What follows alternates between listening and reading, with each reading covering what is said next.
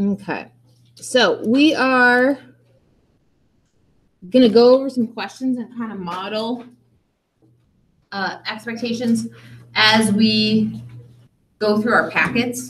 And I forgot my pen. Remember, like I said yesterday, I am really hoping you use this as a resource, but in terms of like me picking it up and going through and grading your notes, I've got other ways to grade you. I'm holding you accountable for things in this packet, in discussion, in quizzes, in eventual one-pagers. So like, consider this a study guide. If you choose not to like actually note answers to questions in the packet, that's fine. I just want you to know that like these questions are popping up elsewhere. So if you use these to inspire like where you post your post-it notes in your book. So for instance, like I haven't written answers here as I go, but flipping through, and because I own this book and can write in it, I've got like little numbers besides what number question stuff goes to, just so I can organize my thoughts. And as we're processing through a graded discussion, for instance, and we get to that particular question, I can just flip through my book and look for that particular post-it note before, like rather than reskimming and missing credit in the discussion for not being prepared. Does that make sense? Okay. So let's go through these. And my idea, I'm having a whole lot of resources ready for you. The point behind my packet, and this is the one that we'll work through together in second period, I'm going to tack up here to my bulletin board. You can refer to it whenever you need to, okay?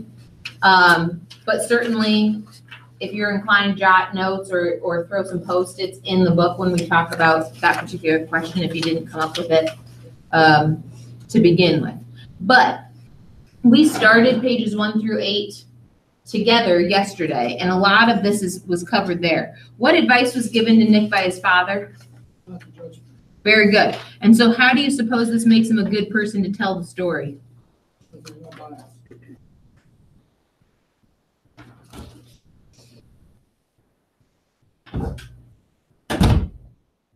Okay, so he could be a person that wouldn't have a whole lot of bias in telling the story, but he says that everybody else can go to hell. Because remember, the story is told in flashback. What we get in those first pages, he has gone back to the Middle West, and he has that whole scene where he says, pretty much everybody else can suck it. The one person who I'm still okay with is this guy Gatsby, because he still had hope and everybody else preyed on him. Okay, that's left to us to kind of figure out why. I'm sitting there. So whereas he starts not to judge people, he does kind of have this history of meeting everyone. He's that kind of like, he's kind of fashioned himself to be open to different people. And we get the sense too that he's really approachable.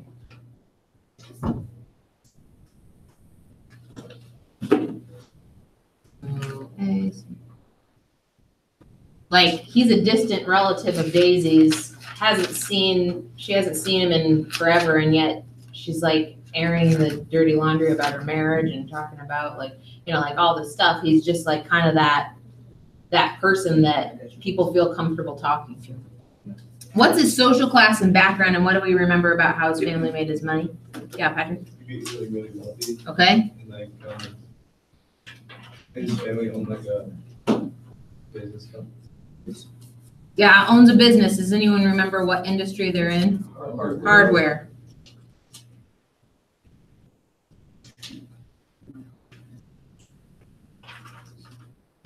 And we'll talk a little bit about it, but East Coast money is old money. It's kind of the difference in number 4, the difference between West Egg and East Egg that we'll talk about, where the Caraway family is wealthy, but it's like Midwest wealthy.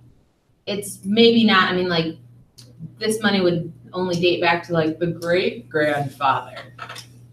It's sick to say, but East Coast and East Eggers might have generation upon generation upon generation of American wealth and gross wise, like Pilgrim stuff. When Nick returns from World War I, why does he decide to go east? This was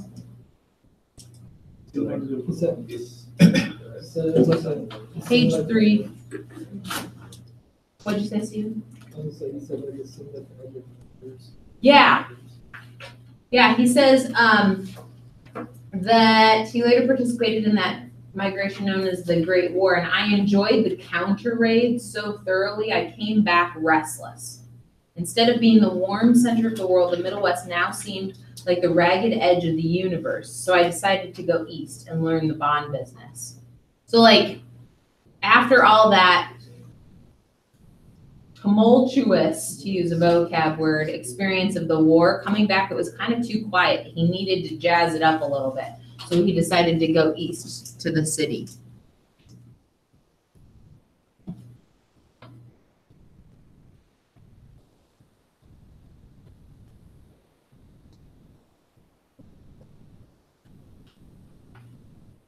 And then what do we remember? How is West Egg different from East Egg? Less fancy. Okay, so West Egg says it's less fashionable. But wait, there are mansions on West Egg too. What's he trying to say here? I lived at West Egg, page 5. Less fashionable of the two. Though it's a most superficial tag to express the bizarre and not a little sinister contrast between them. And then he describes Gatsby's house as this like French recreation with a tower on one side spanking under new thin beard of raw ivy and a marble swimming pool, more than 40 acres of lawn. Okay? It sounds beautiful, but what we can infer here, it was more like closed off, like to the stuff. well, that's an interesting observation. What I was going to say is that it's not necessarily of the style. If your phone is out, could you please put it away, because I'm teaching, like I'm teaching today. So West Egg, being less fashionable, would say that they've got all the same stuff as East Egg, but it's sort of like, that's tacky. Like, yeah, you got money, you're showing off, but it's not in the same way that East Eggers would be doing. Okay, so like, who needs a marble swimming pool?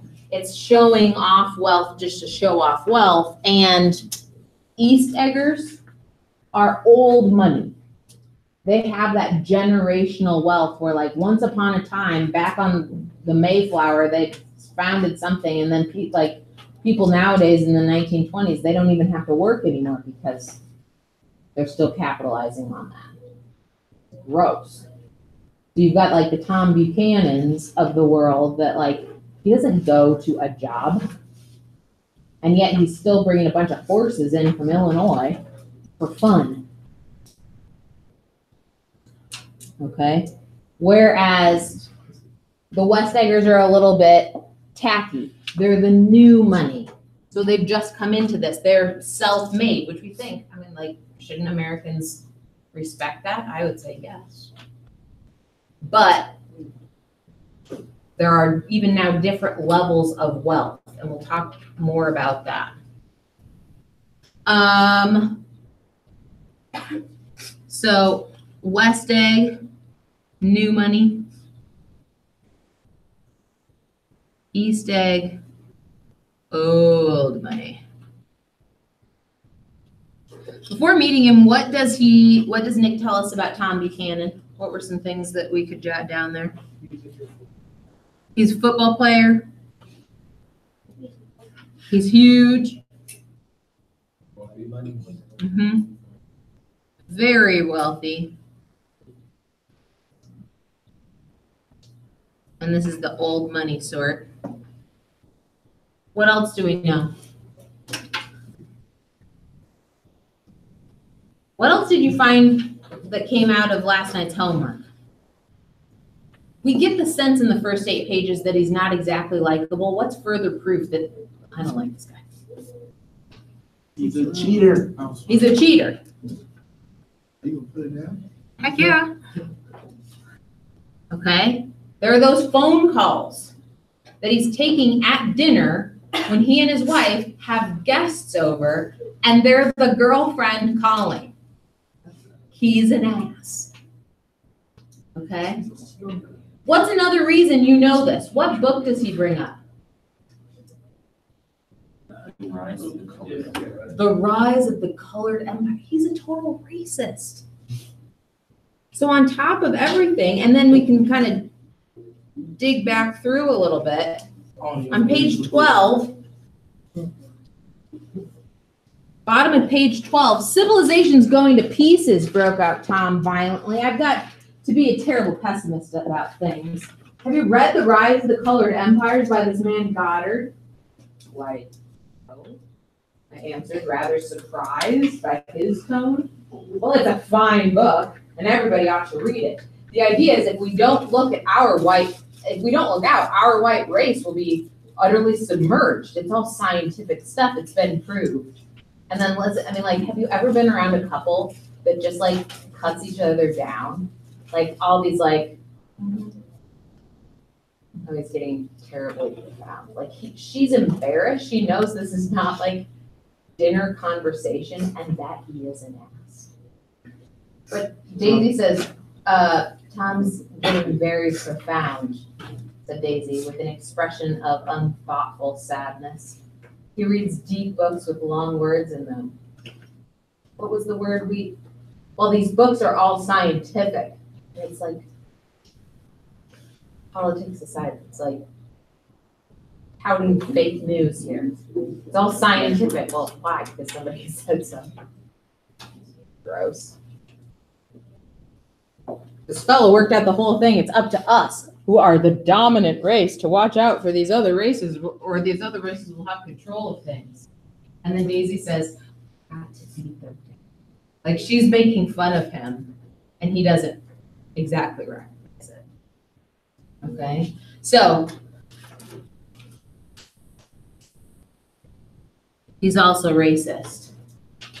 Did it bother anybody else at the end of the chapter that he wasn't even there for the birth of his only child? She's laid up in the hospital, Tom's who knows where. Gross! He was in New York. Right? I mean, like, maybe with this girlfriend, maybe with another one. But he certainly, I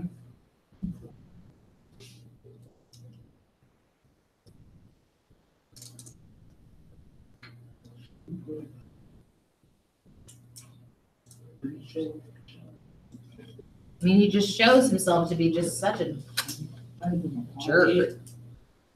Okay. This is kind of a more open-ended question, but it takes on, like, we'll start to notice these. What colors would you associate with Daisy? White. White.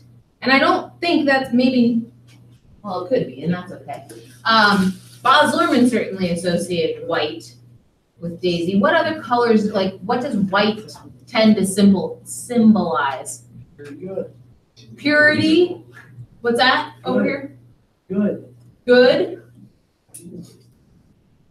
Like the lightness. I think like that, the scene where they get in and like before we meet Daisy, you have those like very billowing curtains, and it's mentioned here too. Like nothing seems to bother her. Like it's like her whole life is on fire. And she's like, oh, it's beautiful. Ah. She had the golden girl.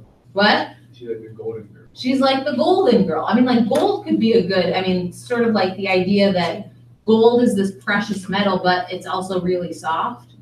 Like she's very sensitive about this stuff and you see it. She doesn't say it, she shows it in various ways, which we'll talk about. Like when Tom goes to take the phone call and she's like, oh, couldn't be helped. And then she throws her napkin on the table. She's like, okay. So white, I could see gold there. Anybody else have a good idea? And then Tom has some woman in New York. And Jordan's the one that talks about this. What does this show us about Jordan? She's a gossip. Good friend. Exactly. Good, D'Angelo. She's a really good friend. Like a ride or die friend would be like trying to cover this up because clearly this would be something that Daisy is embarrassed by, and Jordan's like, and Nick's sitting there being like, I'm really feeling awkward. He even says, I love this line. I just noticed it. I can't even tell you how many times I've read this book, but I couldn't guess what Daisy and Tom were thinking, but I doubt if even Miss Baker, who seemed to have mastered a certain hardy skepticism, was able to utterly put this fifth guest's shrill metallic urgency out of mind. So this is the second time this lady calls. And then he says, to a certain temperament, this situation might have seemed intriguing. To certain people, like Jordan, people would be like, oh my God. These are the same people that like film fights on their phone. Like, I want to see people at their worst. Those are the people with a certain temperament. Whereas, well, some might argue trashy people film fights on their phones. We would want to celebrate the best of people. And my own instinct was to telephone immediately for the police. So he's like, what's going on here? He's feeling so out of control, so awkward. Okay. So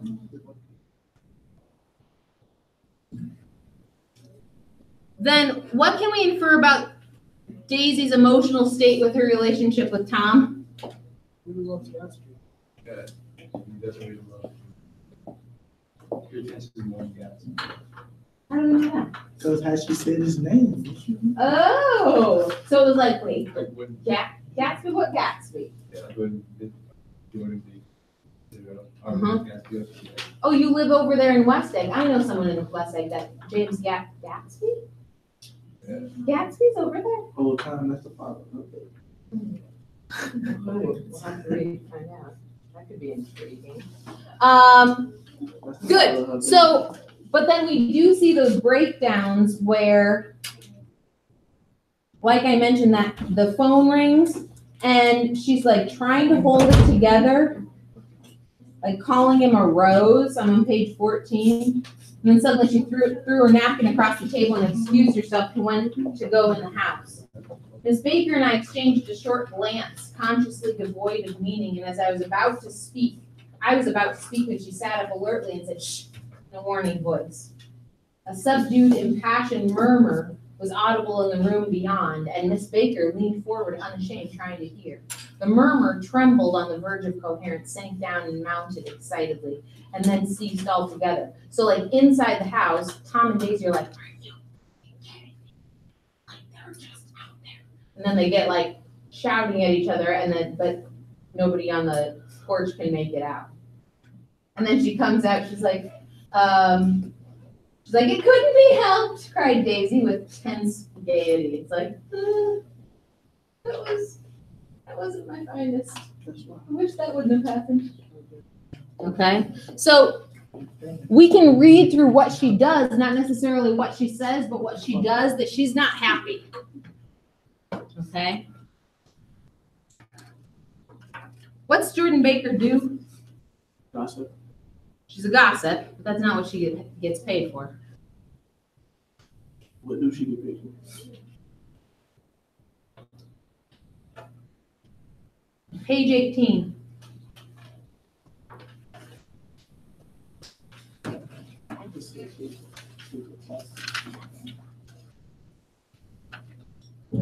o'clock, she remarked, apparently finding the time on the ceiling. Time for this good girl to go to bed. Jordan's going to play in the tournament tomorrow, explained Daisy over at Westchester. Oh, you're Jordan Baker.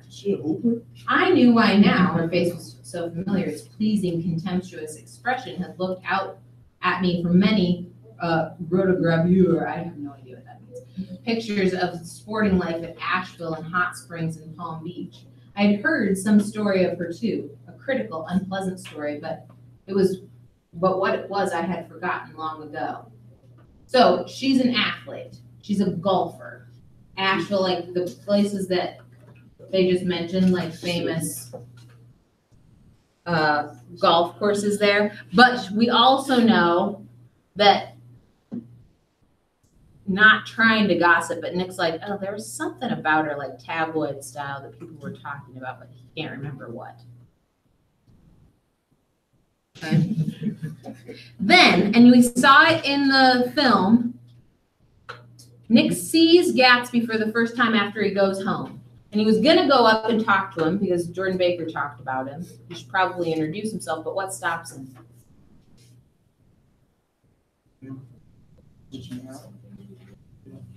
He was reaching for Daisy. The idea, reaching for, what's he reaching for? Daisy. A light. He reaching for Daisy. A light. Well, and this green light, though we do not know it yet, where do you suppose that green light is? Daisy. It's at the house. Tom's house. But Daisy shot. So Gatsby knows exactly where Daisy is. She was shot. Daisy had no idea. It's the first she's hearing. Gatsby? She had no idea. Her baby is street. Yes, that's the father of her baby. I think you're reading too much into this, No. but we'll see. All right, Gatsby. Okay? So, and then symbolically, green typically stands for greed, but also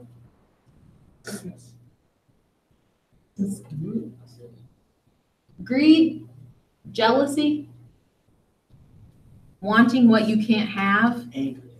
Okay? So good. What questions are still in your head about this chapter? Gatsby, Daisy has something going on. I mean, they don't right now. All he can do is reach. They could have before. I mean, like, think about it. He, like, who knows why he's reaching, if he's had too much to drink and goes down to the pier. If this is like an every night thing, of course, that. You know nothing about it except he's got a load of money.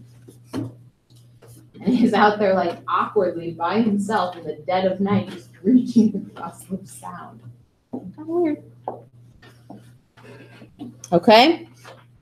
So, with that, we are going to finish up some vocab words.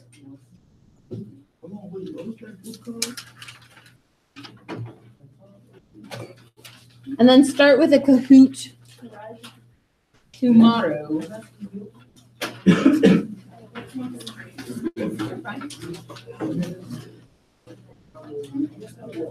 All right, guys, so we're on like our last half of these. Did anyone have any questions about any of the ones that we've already gone over? Or do people feel okay about them? All right. Okay, so our next word that's going to start for the start of our next Kahoot is gaudy. So can I get maybe somebody at this table to read the definition? Gaudy. If someone is gaudy, they may be wearing bright, tacky colors and dripping in diamonds or fake jewelry.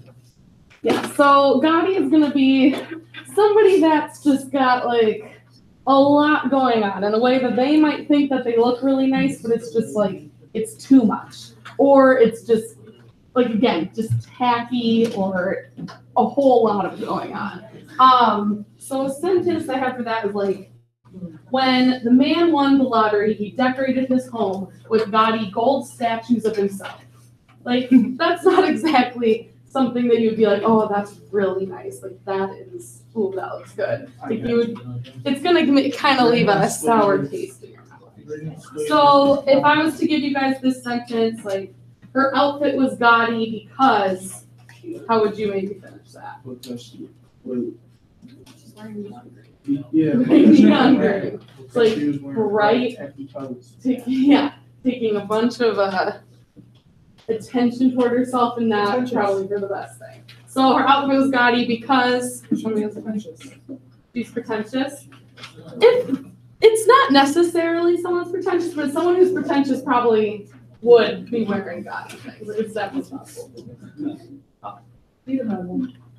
Okay, so yeah, that's gaudy, and if you think about it, probably what do we think of so far in the book? Like West Egg, we're talking about that new money with the marble swimming pool. That's kind of gaudy. Nobody needs a marble swimming pool. If you want to swim, in style, then I guess that all depends. Maybe Do it's you not miss gaudy swimming to in you. style and you've never swum in marbles? Okay, but let's be real. If you had the money, would you do it? No. so if you I would much rather own clothes. so Okay, you or say car. hold on, wait. Neon Who the green richest clothes. person in the world? Look, so if you had that, what's his name? If you had everything you wanted, If you had that Bill Gates money, you wouldn't buy no marble pool. or Jeff No, what?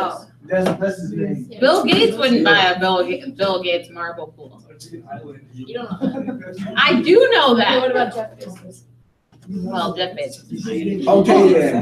What's the one very wealthy guy that lives in like his same house in Nebraska? Yeah, Warren Buffett. Warren Buffett. He like lives in this 3-bedroom, like you drive by it every day and not He know that bought one it of for the like wealthiest men in $35,000 America. in like 1950 or something. Mhm. So Is it just him? And his wife, and he raised his kids there, and he's just decided that like this is my house. You know he And is. I like it. well, like they say, money can't buy class. So And I bet as soon as y'all walk in, y'all gonna see a glass floor or something. Y'all gonna be like, damn, I can see the basement. It's not. Oh my God. all right, so I feel like you guys have Gotti down pretty great then. Okay, so the next word is permeate. And will somebody maybe over here this Also, time? Miss Quick, because we get out early, we get out at 21. Oh, what I time can't is see it? that. If I did Oh. leave with We'll pick it up tomorrow. Well, at least we got Gotti really great.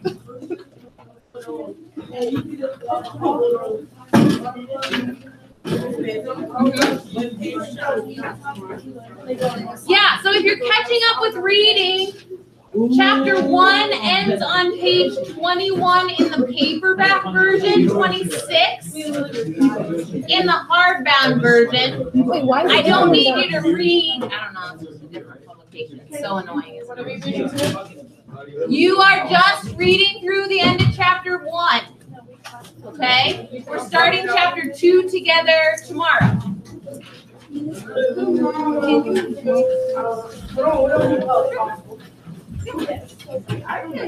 Bye, guys.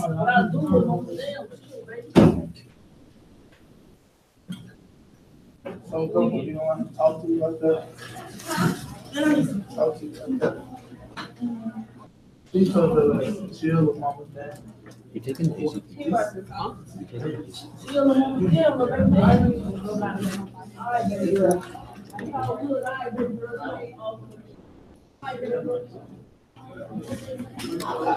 Yeah.